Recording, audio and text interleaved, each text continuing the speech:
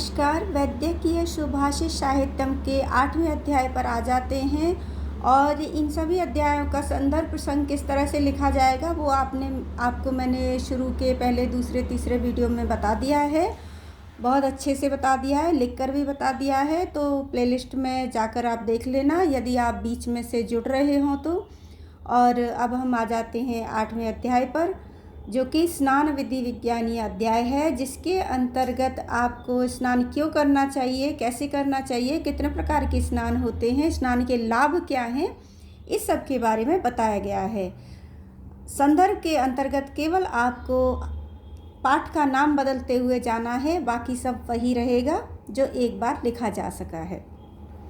नैर्मल्यं भावशुद्धिश्च विना स्नानं न युज्यते, तस्मात् कार्यविशुद्ध्यर्थं स्नानम् आदौ विधीयते। निर्मलता, विचारों की शुद्धि बिना स्नान न युज्यते, बिना स्नान के प्राप्त नहीं हो सकती। शरीर की निर्मलता और भावों या विचारों की शुद्धि बिना स्नान के नहीं हो सकती। तस्मात् कार्य विशुद्ध्यर्थम, इसलिए सभी प्रकार के शारीरिक मानसिक कार्यों की शुद्धि के लिए आदौ स्नानम विधीयते, सर्वप्रथम स्नान का विधान किया गया है। सबसे पहले स्नान करना चाहिए। दूसरे पर आते हैं। स्नान मूला क्रिया सर्वा स्मृति श्रुति उदिता नृणाम, तस्मात् स्नानम निषेवेत श्री पुष्ट्यारोग्यवर्धनम। मनुष्य की स्मृति श्रुति आदि में बताई गई सभी क्रियाएं स्नान मूलक कही गई हैं। मनुष्यों की श्रुति स्मृति से तात्पर्य जितने भी धार्मिक ग्रंथ हैं वो उन सभी में जो क्रियाएं धार्मिक क्रियाएं बताई गई हैं वो सभी क्रियाएं स्नान मूलक कही गई हैं, अर्थात जितने भी धार्मिक कार्य हैं वो स्नान के पश्चात करनी चाहिए।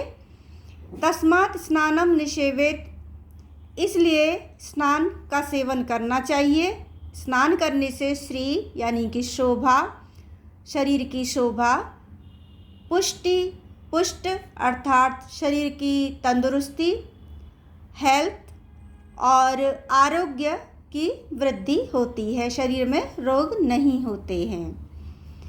अब आगे बता रहे हैं कि स्नान कितने प्रकार के होते हैं। मांत्रम भौमम तथाग्नेयम वायव्यम दिव्यमेव च वारुणम मानसम चैव सप्त स्नानानि अनुक्रमात्। मंत्र स्नान, भौम स्नान, अग्नेय स्नान, वायव्य स्नान और दिव्य स्नान, वारुण स्नान, मानस स्नान, इस प्रकार 7 प्रकार के क्रम से स्नान बताए गए हैं। स्नान क्रमशः 7 प्रकार के होते हैं। मंत्र स्नान जो मंत्रों के द्वारा होता है, भौम स्नान जो मिट्टी के द्वारा होता है, अग्नि स्नान जो भस्म के द्वारा होता है, वायव्य स्नान जो वायु के द्वारा होता है, या कहें कि गायों के खुरों की मिट्टी के साथ जो वायु आती है उससे होता है। दिव्य स्नान जो धूप और बारिश एक साथ होती है उस जल में किया हुआ स्नान। वारुण स्नान जल से किया गया, जल को कहते हैं भरपूर पानी से। और मानस स्नान केवल मंत्रों से, मन में मान लेने से और मन की शुद्धि से हो जाता है। तो इस प्रकार 7 प्रकार के स्नान कहे गए हैं। अब ये मंत्र, भौम तथा अग्नेय, ये सभी स्नान 7 प्रकार के जो स्नान हैं वो किस तरह से किया जाता है ये देख लीजिए। आपोहिष्टादिभि मंत्रम मृदालंभम च पार्थिवम, आपो यानी जल के द्वारा छींटे देने से, मंत्रों के द्वारा, उसे मंत्र स्नान कहते हैं। स्नान नहीं, कई बार होता यह है कि कहीं पूजा कथा चल रही होती है तो आप लोगों ने देखा होगा कि लोग ऐसे भी आके बैठ जाते हैं, बच्चे वगैरह या कुछ लोग जिन्होंने स्नान नहीं किया हुआ है। तो उस समय जो ब्राह्मण होता है, जो अनुष्ठान करा रहा होता है, वो अपने अंजलि में जल के छींटे लेकर सबके ऊपर छिड़क देता है और मंत्र बोल देता है, जिससे कि उनकी शुद्धि हो जाती है। तो या स्वयं भी इस तरह से कर सकते हैं कि हाथों में जल लेकर मंत्र पूर्वक छींटे दिए जाते हैं। ओम पवित्राय पवित्रो भव, इस तरह के अनेक मंत्र होते हैं जिससे कि मंत्र स्नान कहा जाता है। और मृदालंबम च पार्थिवम, और पार्थिवम अर्थात शरीर पर मृदा का आलंबन करना, मिट्टी का लेपन कर लेना, ये मृदा या भौम स्नान कहा जाता है। आग्नेयम भस्मना स्नानम, और आग्नेय अग्नि में जला करके जो लकड़ियों आदि की भस्म बनाई जाती है, राख होती है, जैसे कि शिव करते थे, शमशान की भस्म को शरीर पर लिपटते थे, तो वो भस्म स्नान था। इसी तरह से हवन कुंड पूजा आदि जो करते हैं तो उस समय जो राख होती है, जो भस्म होती है, उसे यदि शरीर पर मल लिया जाता है, जैसे कि साधु वगैरह जो जंगलों में रहते थे और बहुत काफ़ी अनुष्ठान किया करते थे, वो अक्सर विशेष परिस्थितियों में सभी प्रकार के कर लेते थे, उसी भस्म को अपने शरीर पर लगा करके भस्म स्नान भी कर लिया करते थे। तो जो राख के द्वारा किया जाता है अग्नेय, यानी कि अग्नि में जला करके जो राख बनती है, वो मिट्टी से अधिक पवित्र होती है, क्योंकि उसमें कीटाणु भी जला दिए जाते हैं। तो राख में जो स्नान किया जाता है उसे भस्म स्नान कहते हैं। वायव्यम गोरज स्मृतम, और वायु का जो स्नान गोरज, वायव्य स्नान उसे कहते हैं जो गोरज के द्वारा कहा गया है, वो माना गया है।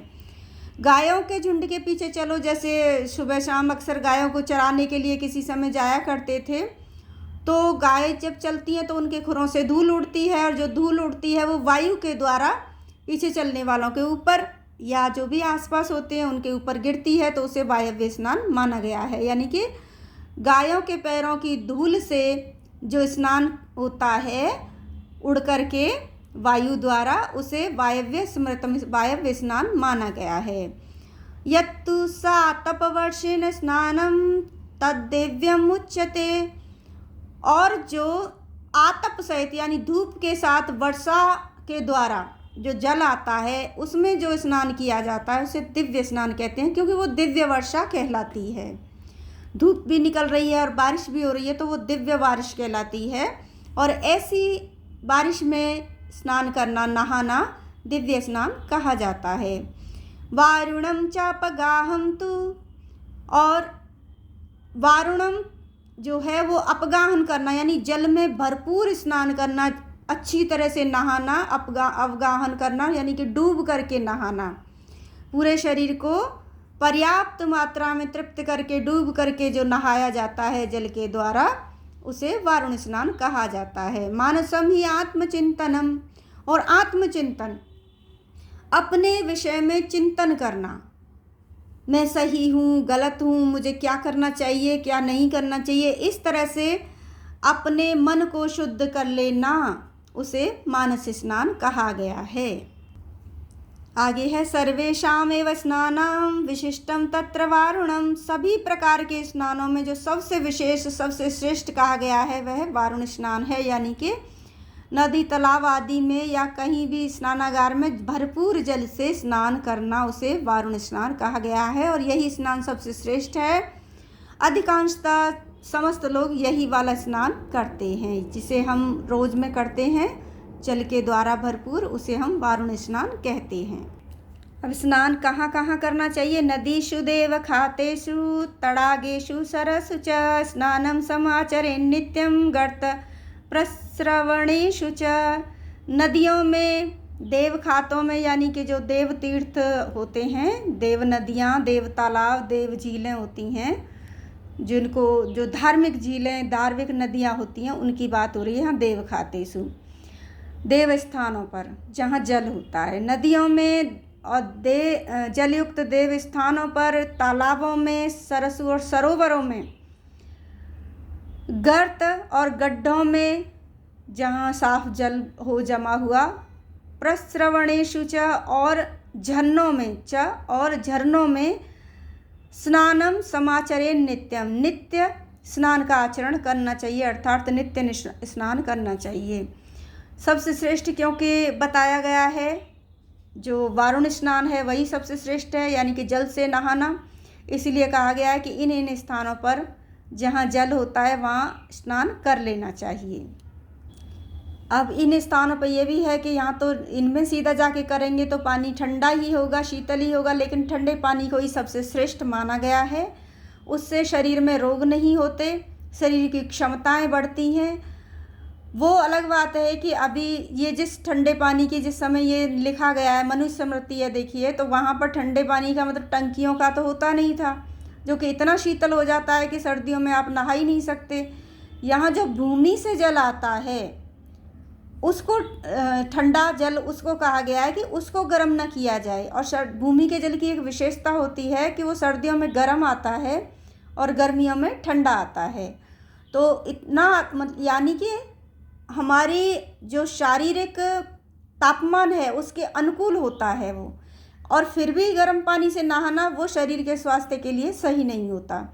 तो उस स्थिति में ही ये श्लोक लिखा गया है कि इनका पानी जो भूमि से जुड़ा हुआ रहता है, बहता हुआ होता है, वो हमेशा शीतल होता है और उससे नहाना स्फूर्तिदायक स्वास्थ्यवर्धक होता है।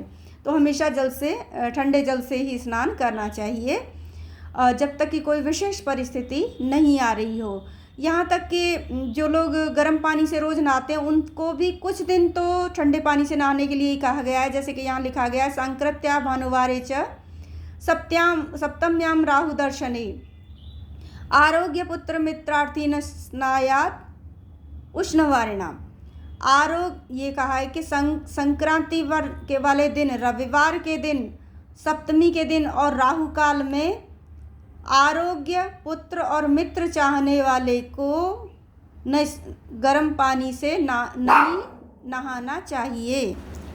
आगे स्नान का महत्व अन्य उदाहरणों के द्वारा बताया गया है कि सद्यो मासम नवान्नम च बाला स्त्री क्षीर भोजनम घृतम उष्णोदकम स्नानम सद्य प्राणकारिणी षट।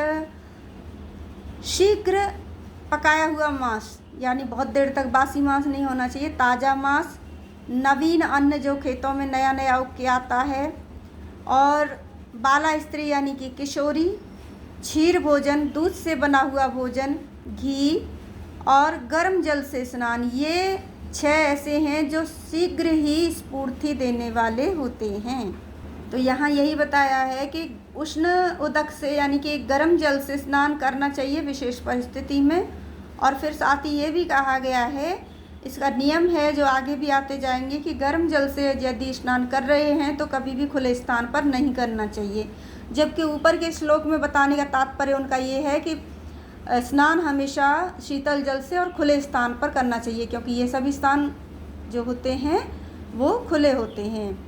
जबकि गर्म जल जो होगा वो घर में ही किया जाएगा, तो स्नानागार में ही करना चाहिए गर्म जल से, क्योंकि वही है कि अनुकूल नहीं रहेगा। फिर आगे कहा गया है कि प्रातः स्नानम गवाम सेवा आरामः पुष्पवाटिका माता पित्रोश्च शुश्रूषा शास्त्राय च मुखाय च।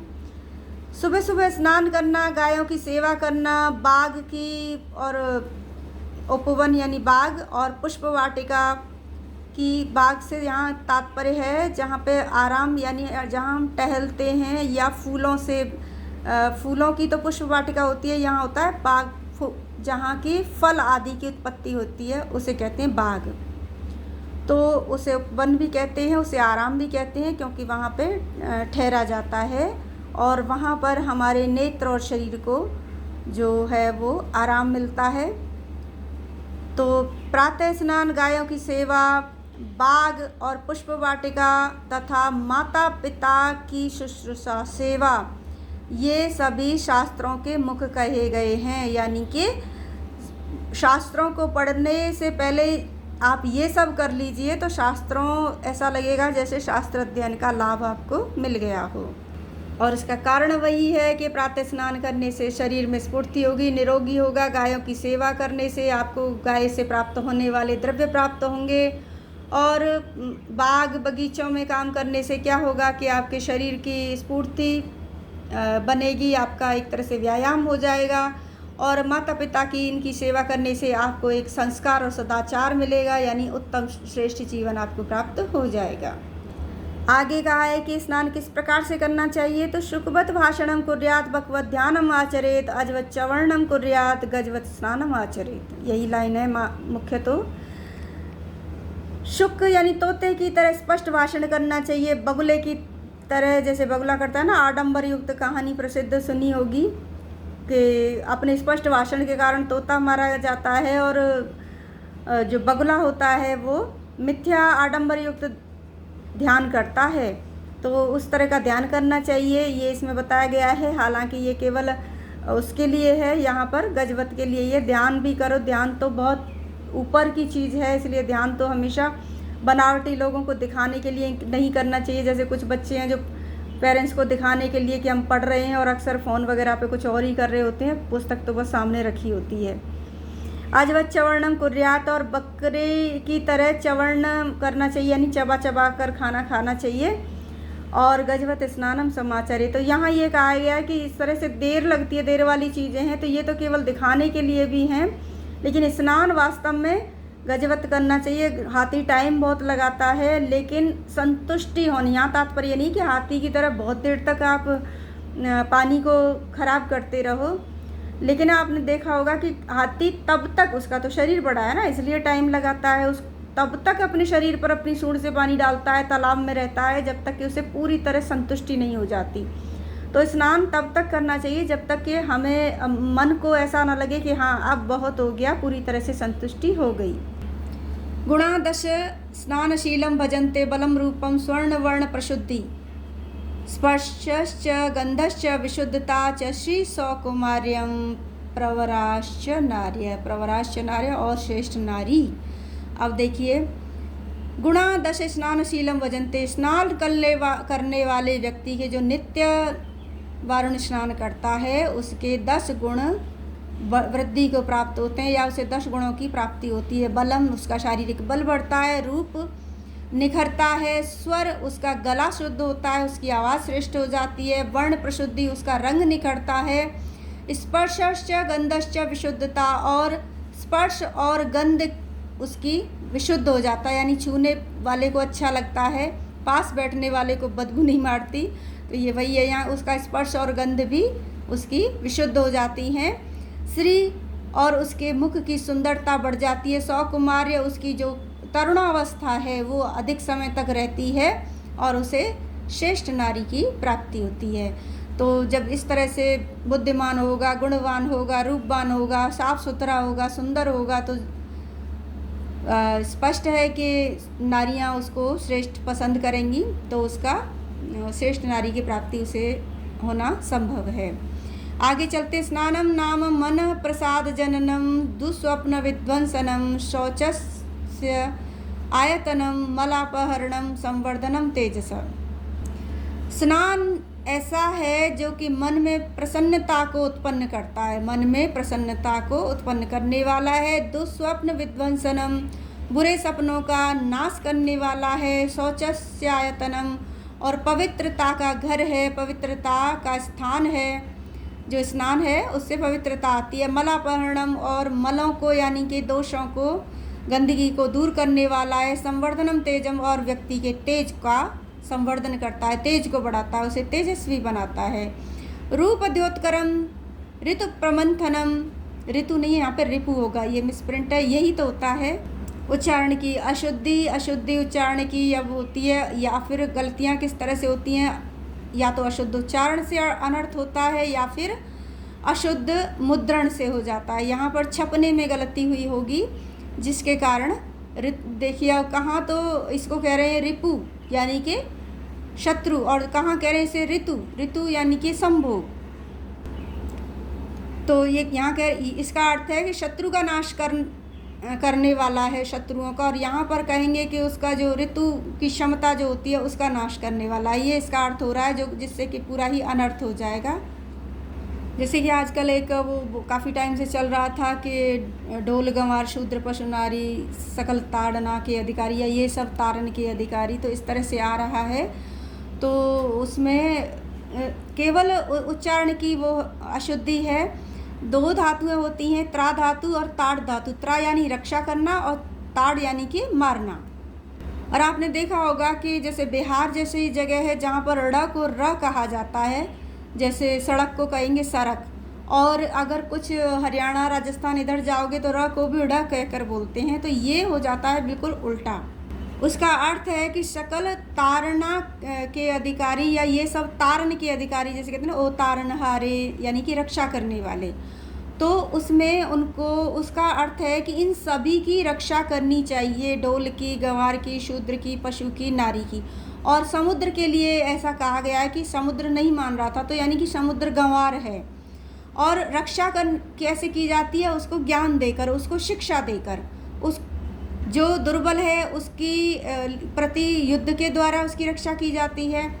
जो बौद्धिक रूप से दुर्बल है उसको शिक्षा देकर की जाती है। और शिक्षा का प्रावधान ऐसा भी रहा है कि जैसे विनय न मानत जलद जड़ गए 3 दिन बीत, 3 दिन तक समझाया श्री राम ने, प्रार्थना की प्यार से, पूजा से, भक्ति से, समुद्र को नहीं मनाया। और जब वो नहीं माने तब उन्होंने इस चौपाई को तुलसीदास जी ने राम के मुंह से कहलवाया है कि अब इसको सिखाना पड़ेगा, इसकी रक्षा करनी पड़ेगी, इसका इस तरह से ढीठ होना, जड़ होना ठीक नहीं है।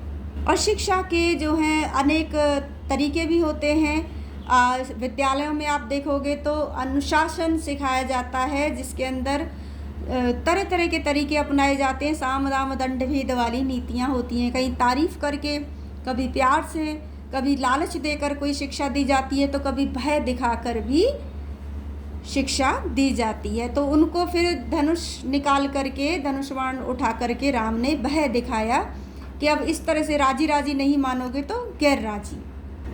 तो इसलिए अब हम इस पे आ जाते हैं। वही यहाँ पर इससे मुझे याद आ गया वो, पर वही है कि कौन पहुँचाए इन बातों को, कौन समझाए। अलग अलग तरीके से सोशल मीडिया पे लोग उसे समझा रहे हैं और मुझे हंसी आती है कि थोड़ा सा बोलने का या कहीं मुद्रण अशुद्धि का वो रहा है। तुलसीदास जैसे महाकवि इस तरह का तो कर नहीं सकते, जिन्होंने भीलों से या जो भी हैं पिछड़ों से, गरीबों से राम की मित्रता करा दी। तो क्या समुद्र के समय वो इस तरह का उच्चारण करा सकते हैं? नहीं। वो सीधा सा एक ही अभिप्राय है कि कहीं ना कहीं ताड़ और तार में फ़र्क हुआ है, क्योंकि त्र धातु से जो रूप चलते हैं वो तार हो जाते हैं, तारयति, तार्यत, तारयंती। तो इस तरह से। और उन्होंने तो संस्कृत को लिखा भी नहीं है, पर संस्कृत बहुत ज़्यादा, उसमें संस्कृत, अवधि और ब्रज का मिश्रण बहुत ज़्यादा है तुलसीकृत रामचरित में। रूप द्योतकरम रिपु प्रमंथनम, रूप को बढ़ाने वाला है, शत्रुओं का विनाश करने वाला है स्नान करने से, क्योंकि वही है कि हम निरोगी रहते हैं, हम तेजस्वी हो जाते हैं। कामाग्नि संदीपनम, और काम अग्नि को बनाए रखने वाला है, दीप्त रखने वाला है, प्रदीप्त रखने वाला है। नारीणाम च मनोहरम, और स्त्रियों के मन को हरने वाला है। श्रमहरम स्नाने दशयते गुणा, और थकान को दूर करने वाला है। इस प्रकार ये 10 गुण स्नान में होते हैं। स्नान करने से इन 10 गुणों की प्राप्ति हो जाती है। मन प्रसन्न रहता है, मन में प्रसन्नता उत्पन्न रहती है, बुरे सपनों का नाश होता है, पवित्रता का घर बन जाता है जहाँ भी सब नहा धोकर रहते हैं, और गंदगी का नाश हो जाता है, तेज की वृद्धि हो जाती है, लोग तेजस्वी हो जाते हैं, रूप की वृद्धि हो जाती है, शत्रुओं का विनाश हो जाता है। शत्रु से तात्पर्य यहाँ केवल मनुष्य शत्रुओं से नहीं है, रोग भी एक प्रकार के शत्रु होते हैं, या बुरी चेष्टाएं या बुरे विचार भी शत्रु होते हैं, यहाँ उन शत्रुओं से भी तात्पर्य है।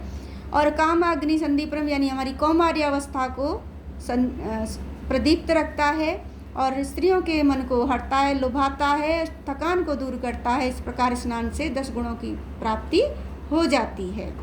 स्नान कैसे करना चाहिए, कब नहीं करना चाहिए? न स्नानम आचरेत भुक्त्वा नातरो न महानिशि न वासो भी सहजाश्रम न अविज्ञाते जलाशय।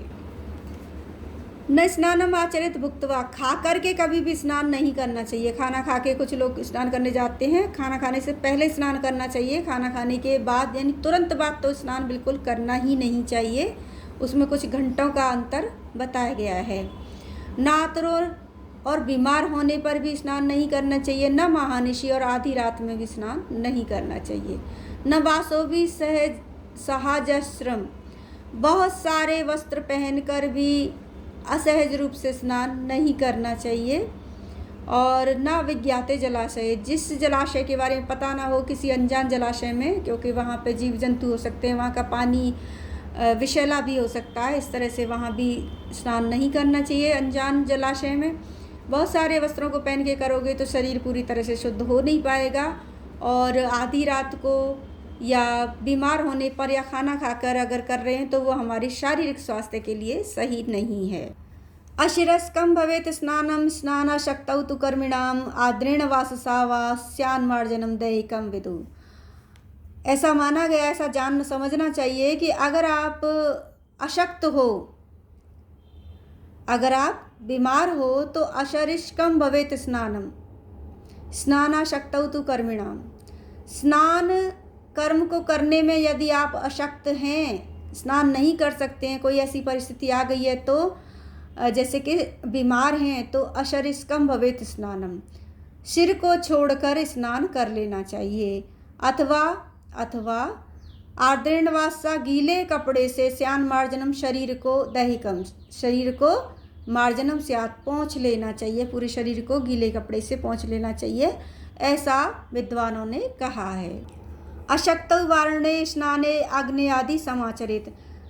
देखिए आपको 7 प्रकार के स्नान बताए गए, लेकिन वो कह रहे हैं कि वारुण स्नान करने में यदि आप अशक्त हो तभी अग्नि आदि स्नानों का आचरण करना चाहिए। जो भी मंत्र स्नान, भौम स्नान, वायव्य स्नान, दिव्य स्नान, ये सब बताए गए हैं। दिव्य स्नान को तो आप तभी करोगे जब प्रकृति आपको देगी, पर अन्य जो स्नान हैं वो तभी करने चाहिए जब वरुण का स्नान करने में आप असमर्थ हों तो, क्योंकि सबसे श्रेष्ठ जो है शुद्धता के लिए, पवित्रता के लिए वो वारुण स्नान ही है। असमर्थ्यात् शरीरस्य कालशक्त्यपेक्षया। अगर शरीर असमर्थ है स्नान करने में तो समय और शक्ति को ध्यान में रख करके मनुष्य को मंत्र आदि स्नान करने चाहिए। लोग मनुष्यों के लिए मंत्र स्नान आदिकम प्रोक्तम, मुनि भी, शौनक आदि भी। काल शक्ति को ध्यान में रखकर, समय और शक्ति को ध्यान कर शौनक आदि मुनियों के द्वारा मंत्र आदि स्नान कहे गए हैं। और ये मंत्र आदि स्नान शौनक आदि ऋषियों के द्वारा कब कहे हैं?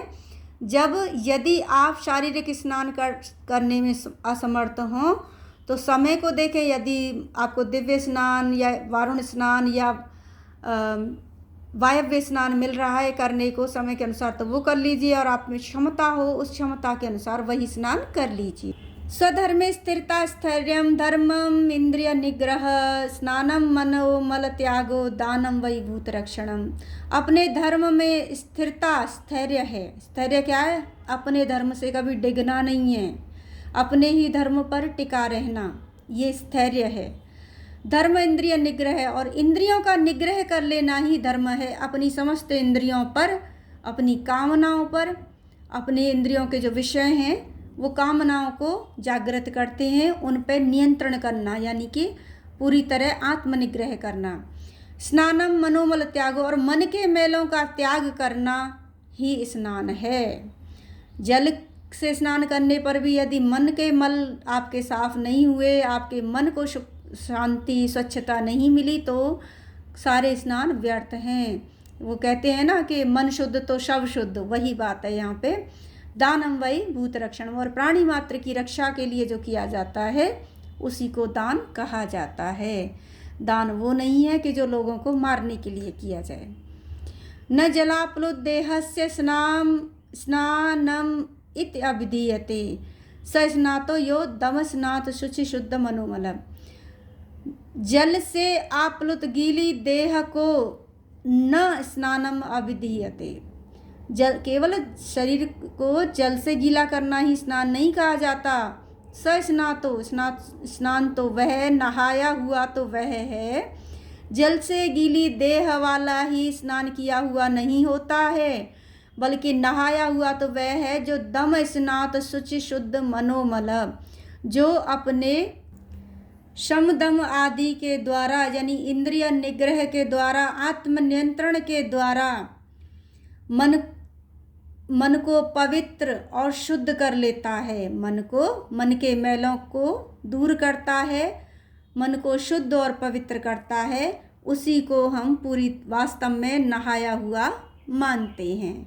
तो यहाँ 8वां स्नान विधि विज्ञानम अध्याय समाप्त हो चुका है। अगले अध्याय के लिए प्रतीक्षा कीजिए। धन्यवाद।